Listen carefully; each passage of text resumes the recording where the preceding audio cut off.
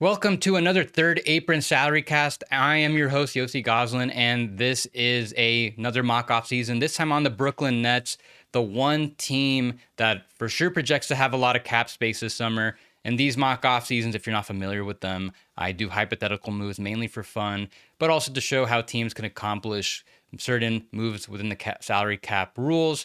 And I've got a special guest helping me out today on this one because there's just so many possibilities the way the Nets can go about using their cap space. I needed to get some direction on what the moves could look like.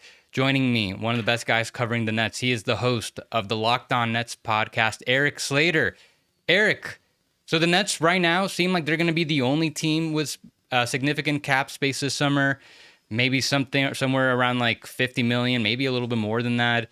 So what are the Nets trying to do with their cap space? Yeah, I'd say, they definitely could go after free agents as anybody with cap space can, but I think the most likely route is them kind of taking a page out of Sean Marks's old playbook the first time that he rebuilt the team back in starting in 2017, taking on some salary dumps, trying to accrue more draft capital. And this coming season, as a byproduct of that, might be, a more extended rebuild, maybe another tanking season, but then really loading up and stockpiling draft picks using that cap space. And then they have all these first round selections, being able to, bring in some good young cost controlled players this draft and then probably next two and kind of build this up.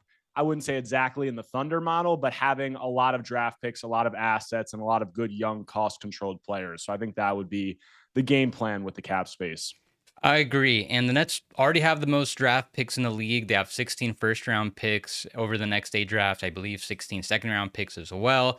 So, yeah, I wouldn't expect the Nets to go after any free agents in the traditional sense. I don't think they're going to go after some of the best guys like Miles Turner, Nasri, Ty Jerome. I wouldn't expect them to do those types of moves.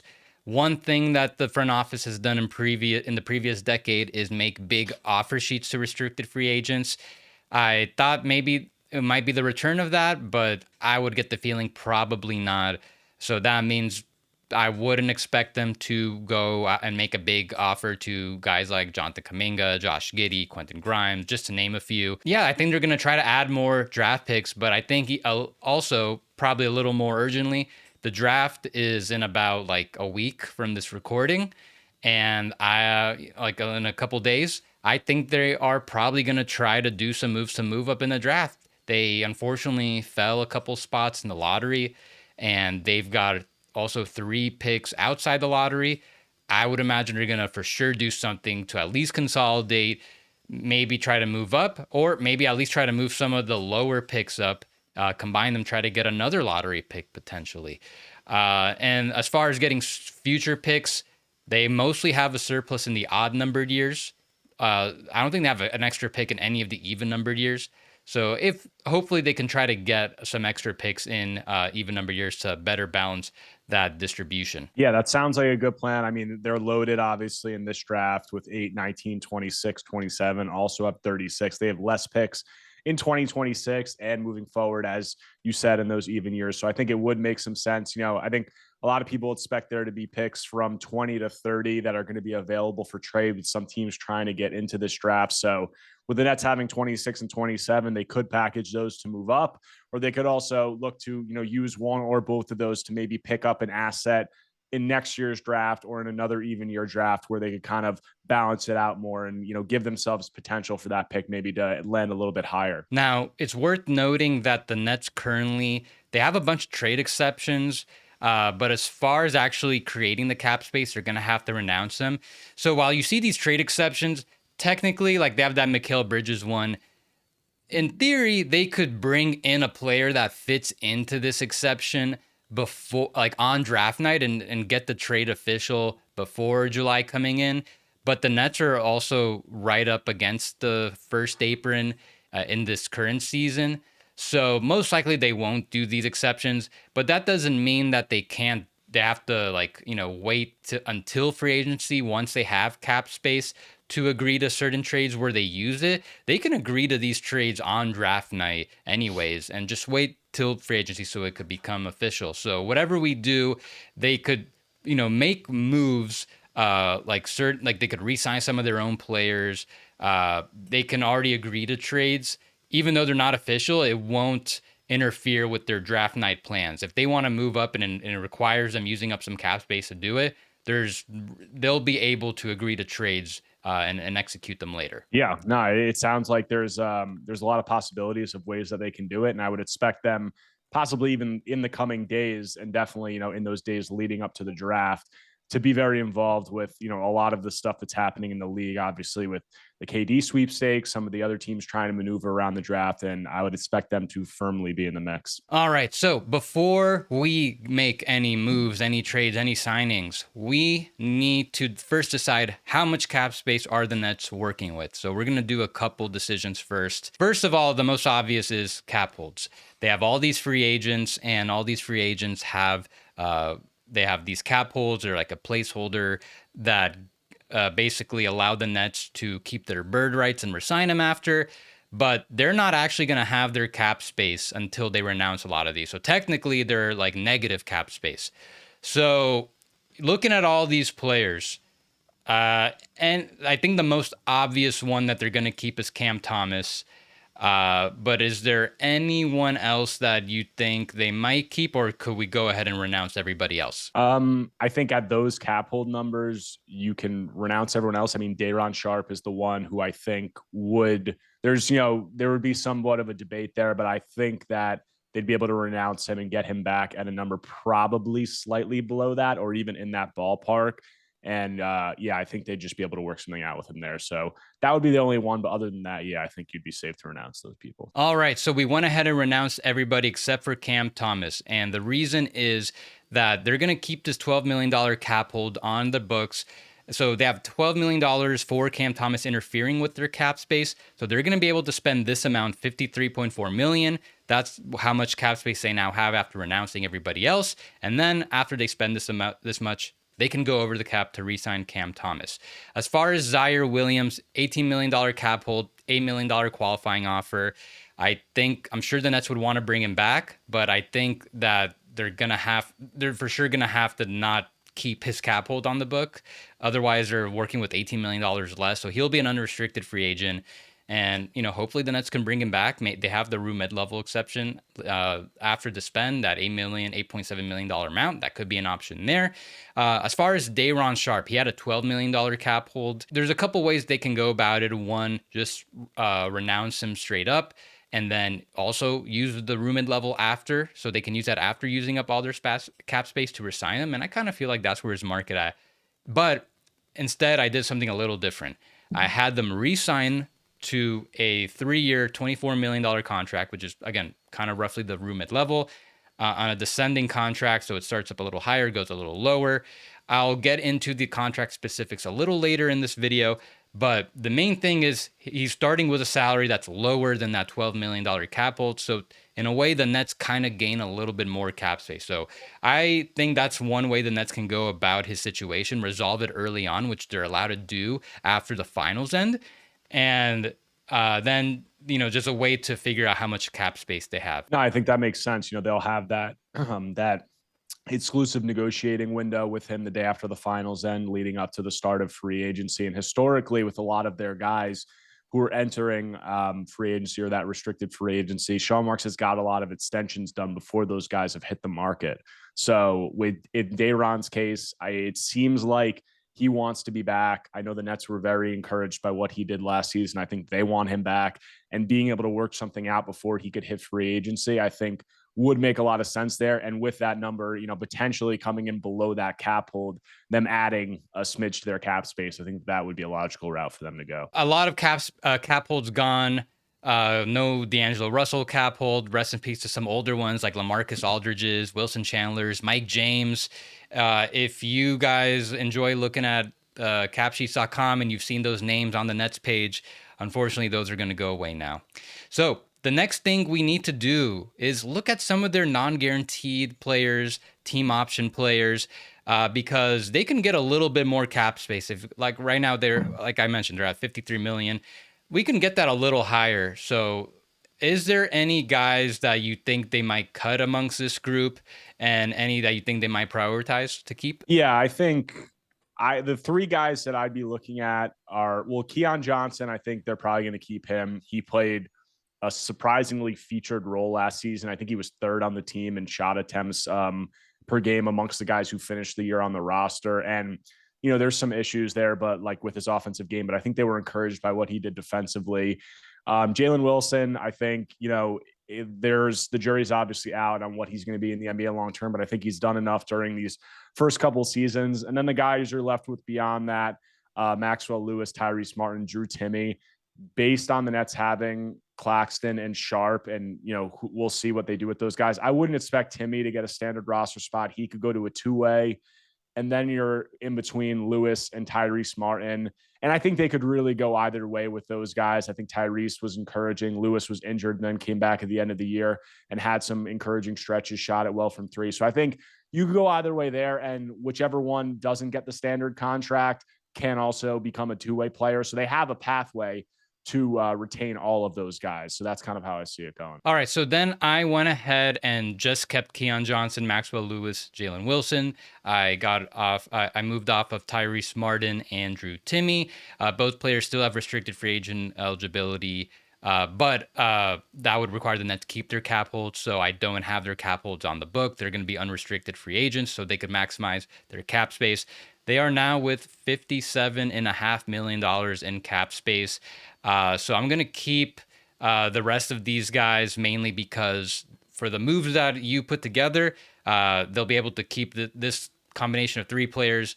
We're going to be able to do everything with this amount of cap space. All right, let's make some trades. So here's the first trade you came up with. The Brooklyn Nets are facilitating a Kevin Durant trade to the Spurs, and they're mainly taking on Harrison Barnes and getting one first-round pick for their troubles. Yeah, I think we see, the Suns they're involved in negotiations with several teams right now, and I think it's pretty safe to assume, and I think other people have reported that a goal of theirs is going to be getting out of the second apron during this deal, because we've seen how that's just hamstrung them from a team building perspective during this past season. And with where they're at, while they're still going to be trying to compete, I don't think it really makes sense for them to be in the second apron. So in this deal, I think there's a lot of different variations of this deal and the way it could play out. But in this deal, the Nets, just taking on Harrison Barnes, the 1 year left on his contract, and they're moving up from 27 to 14.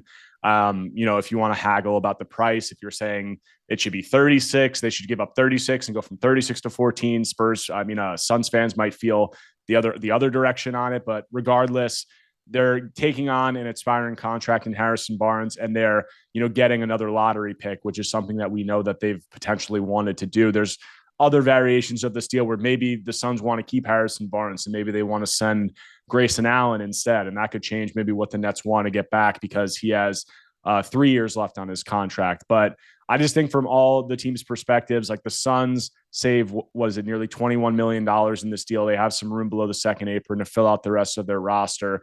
The Nets take on an expiring contract, and they get to move from the end of the first round into picking up a second lottery pick. And obviously the Spurs get Kevin Durant without, giving up any of their, core four, guys. So I think that it makes sense from all the teams' perspectives. And I think it's the kind of move where the Nets can leverage their cap space to try to pick up a premium asset. So that's how I was seeing it. Yes. So as far as the Suns, common theme on my show is that I just don't think the return for him is going to be that great. I wouldn't be surprised if this is what the Suns come out with. Not a sexy return by any means, but they're getting 2 picks and Vassell for the most part, and Sohan, he's got 1 year left on his deal. But yes, $21 million in savings. That would put him in position to get below the second apron, below the first. I think they'd still be just above the tax. So you're talking about like at the end, if they get below the tax, that's like $200 million in savings. So they get that as well. Spurs get a KD, and I understand the rationale that they're taking on a year of Barnes and moving up one of those late firsts to get into a late lottery pick. Got to satisfy the Suns a little bit more. And so I plugged in the trade. I put in Harrison Barnes and that 14th overall pick for the 27th overall pick. And this trade uses up approximately $20 million of their cap space. So they are now down to $36.5 million. And we've still got a couple more trades to go. All right, next, we've got the Raptors trading RJ Barrett and the 9th overall pick to the Nets in exchange for Cam Johnson, number 26, and 14. On the trade machine, it says 19, but we're actually doing 14. I can't say that the Nets already have 14 because that's a trade we did. Yeah, this was a rumored framework and something that I talked about with Bob Windrum from Nets Daily, who had some intel on it. And the framework that he floated was Cam Johnson and 19 to move up to possibly 9, where the Raptors are, while taking on a bad contract. And based on the likely candidates looking at the Raptors cap sheet, RJ Barrett would probably be the likely guy.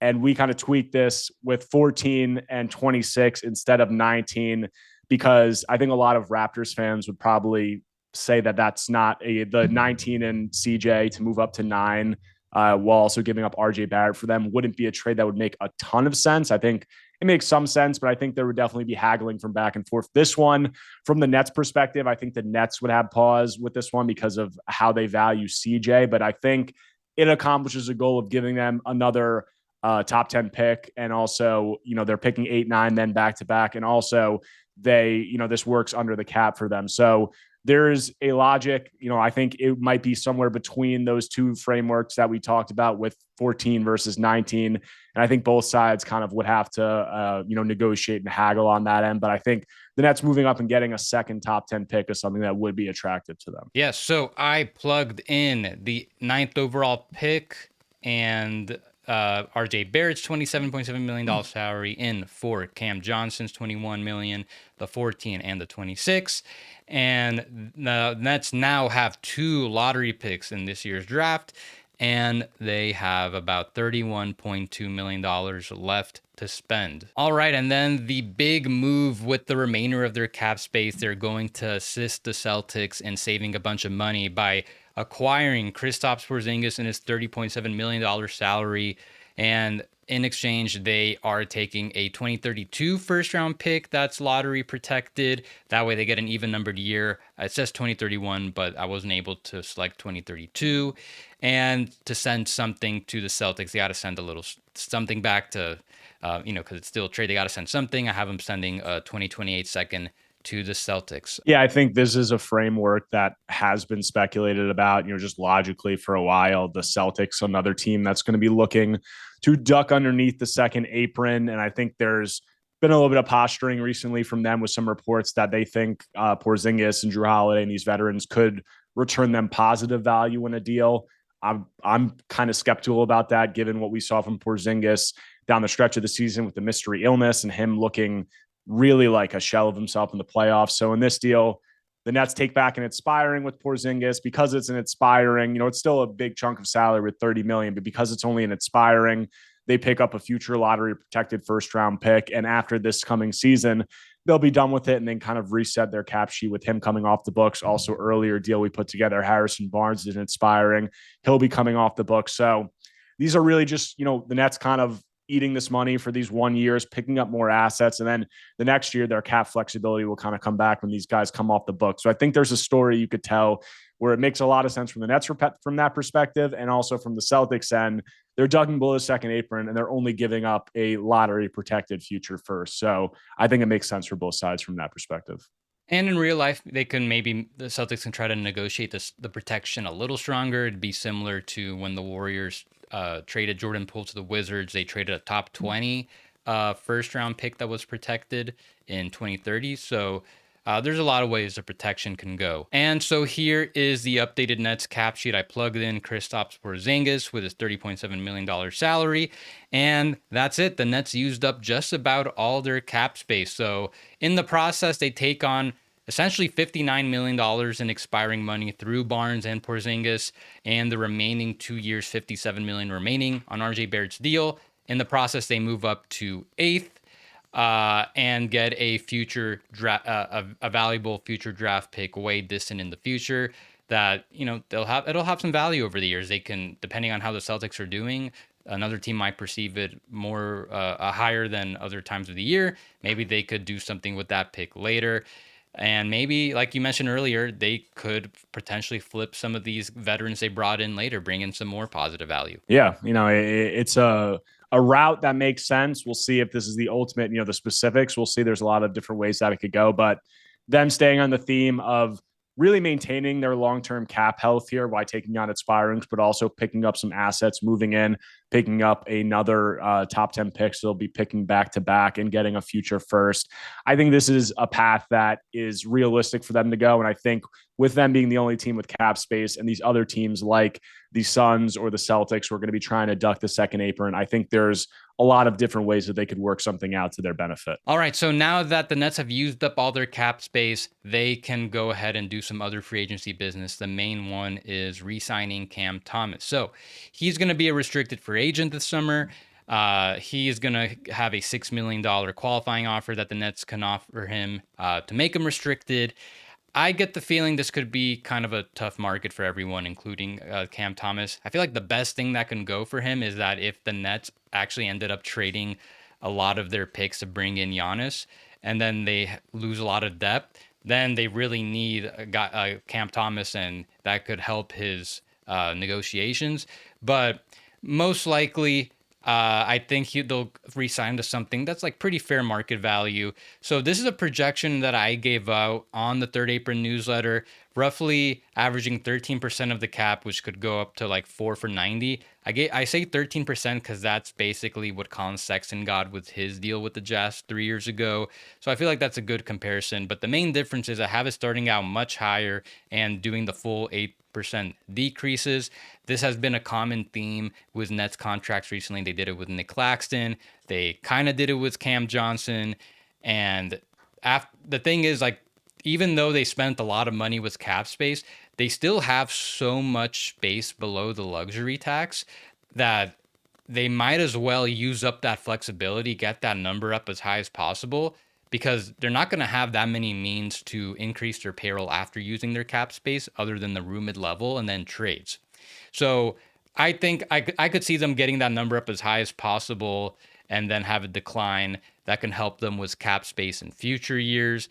Maybe he gets a little less than this. Maybe the market's a little harder, but I kind of see this as being kind of like a fair compromise on both sides. Yeah, I talked about Cam on a podcast, his contract last week, and the things that I've said is I've heard from some people within the league just giving their projections on where it lands. They said between $20 and $25 million annually. I think Bobby Marks wrote an article and said that that was the range that he expected also. And then also the other thing I said is if they, is it going to be a short-term contract or is it going to be a long-term contract? And if it is a long-term contract, I would expect them to front load it the same way that they did Nick Claxton's. So with this comes out to, I think, 22.5 million annually. So you split the 20 and the 25. It's descending into the final 2 years. So he's making below 10% of the salary cap. Could be really good value if he continues to develop. So this is pretty much hit the nail on the head with everything I've been talking about. I guess the question would be, do the Nets want to, tie up that money on their books with him long term? If they were getting him at these kinds of numbers, I would think they wouldn't have an issue with it, given the cap hit is going to be so low in those final couple of years.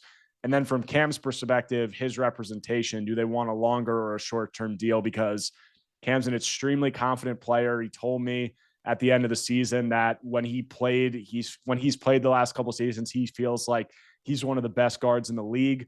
So does he want to lock himself into this, or does he want to do a shorter term deal and re-enter free agency and give himself some more earning potential? You never know. He might want to do that, but he might also, this is going to be his first really significant payday. So he might want to lock in that long-term security. You never know. So I think this could be a good deal for the Nets. Cam would get a very sizable chunk of money. So I think it makes sense for both sides. We'll just see, where it comes in on the length of it, I think is going to be the biggest question. Yeah, that's the big question, the length. He could try to get something shorter if it helps boost his earnings, but just based on how they've gone about negotiations for Claxton and Cam Johnson, both got 4-year deals. I'll just say for now, they'll probably push for a longer deal, try to get it in that 4-year range. We'll see how it plays out. All right, and then Day'Ron Sharpe. So I already alluded to this contract earlier in this video. He's got a $6 million qualifying offer as well. So I think I could see him re-signing with the Nets for roughly the Rue mid-level, which is in 3 years like $24 million. So if it's descending again, another framework I could see happening with him as well would start at 8.7, which was the salary number I was using in all these projections. Then it goes down to 7.3 million. So nice deal for a good reserve backup big and a contract that is pretty team friendly, but also with the descending structure gives them more cap flexibility in the future as well. Yeah, I think this would be a very good deal from the Nets perspective of getting Day'Ron locked in on these numbers. I could potentially see him getting a little bit more than this. I think there are some, injury concerns and things along those lines. But last year, what he was able to do, with maintaining his dominance as an offensive rebounder and also showing some of the improvements that he did defensively in terms of his mobility and some of the things. And he even told us at the end of the season that he was making it a goal this offseason to drop more weight, become more mobile, do some things like that. So I think it would be a good deal for the Nets. I think Day'Ron maybe would want a little more than this, but I'm not sure exactly, obviously, where the market's going to play out from that perspective. Also, he could, as same as Cam Thomas, push for like a shorter term deal, like a 2-year deal or something along those lines.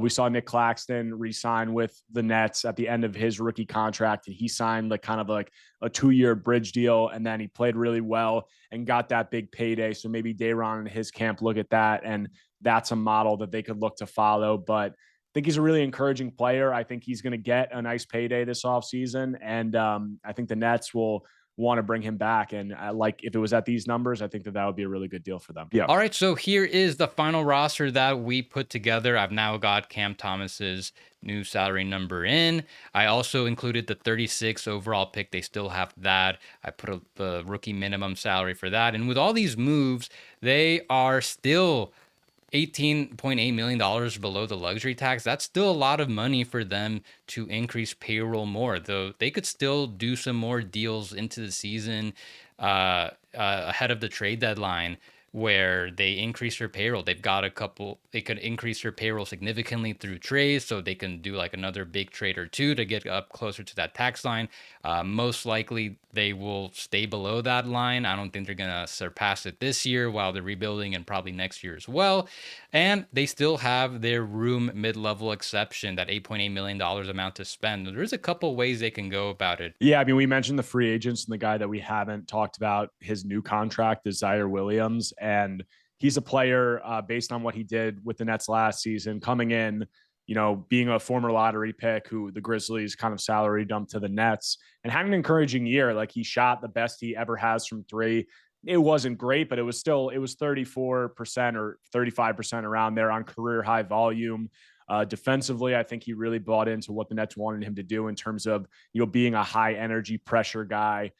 So I think that they'll want to bring him back. I think he'll want to come back because he's a guy who is going to want to continue to get minutes and flash what he can do to try to earn another deal. And the Nets, being a rebuilding team, will have plenty of leeway to give him a lot of minutes and let him shoot as much as he wants. So I think that would make some sense. And we're talking about that, that $8 million exception that they have left.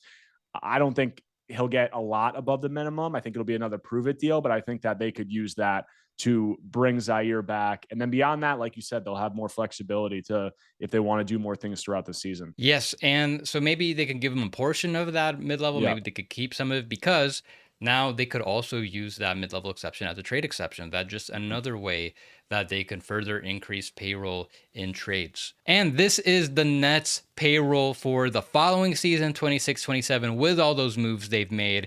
And I'll explain why I'm showing this, but I've got RJ Barrett's $29.6 million salary in. You've got Cam Thomas's salary in. Day'Ron, Sharpe salary again, those two are declining. I've got a projection for them having as high as a number 2 overall pick next year. And with all the other picks that they have in the upcoming draft, they are still in a position to have cap space in the following season. They can have roughly $40 million to spend to do this all over again. Maybe they do a couple moves to reduce some more payroll gain, some more cap space, but That's the other thing, is that whatever the Nets do, I imagine they're not going to go too crazy and take it on long-term money, and try to keep their flexibility open for next year so they can do this again. At the same time, maybe there's some big free agents that are available in 2026. If they're able to hit on their draft picks this year and get another cornerstone next year, maybe they'll be in a position to use that cap space to take this team to the next stage of their rebuild. Yeah, they'll have, that was what we talked about with Barnes, with Porzingis, with these guys who are expiring contracts. They'll maintain that cap flexibility. And like you said, it's a 1-year deal of them, taking on these guys, picking up more assets. And then next year, Sean Marks has talked about flexibility, optionality. You pick up those assets that you did this offseason, and then you still have the optionality. If you want to fast track it, you can do that. If you want to do this all over again and accrue even more assets while guys develop, you can do that. So I think it's a really smart play for the Nets to pick up some assets and maintain that long-term flexibility. And hopefully people agree that it's pretty plausible and realistic, the moves that we put together. And that is the Brooklyn Nets 2025 mock off season. I think we did a pretty good job in showing how the Nets can go about using their cap space. Let us know what you guys think in the comments. I've been a little skeptical in terms of how much quantity in draft picks the Nets can take on with their cap space, mainly because we saw what happened last offseason. A lot of salary dumps involved like second round picks and expiring money for the most part. So hopefully the Nets can at least use it to significantly move up in the draft. And if they can get a couple first round picks in the future, I think that ended up being a pretty successful offseason. But yeah, let us know what you guys think about the value that they got. Erik, thank you so much for joining me and helping me out, giving me some direction in this. I really enjoyed this one. Everyone, make sure you're following Erik on Twitter at Erik Slater _ and check out his work at Clutch Points, and see him talk regularly about the Nets on Locked On Nets. And make sure you are following me on Twitter at Yossi Gazan on Twitter, Blue Sky, for instant salary cap analysis and all the transactions that come in the coming weeks. And please subscribe to Third Apron, wherever you get your podcasts, YouTube, Spotify, Apple, and the newsletter on Substack. I will be very active with off-season coverage in the next month or so.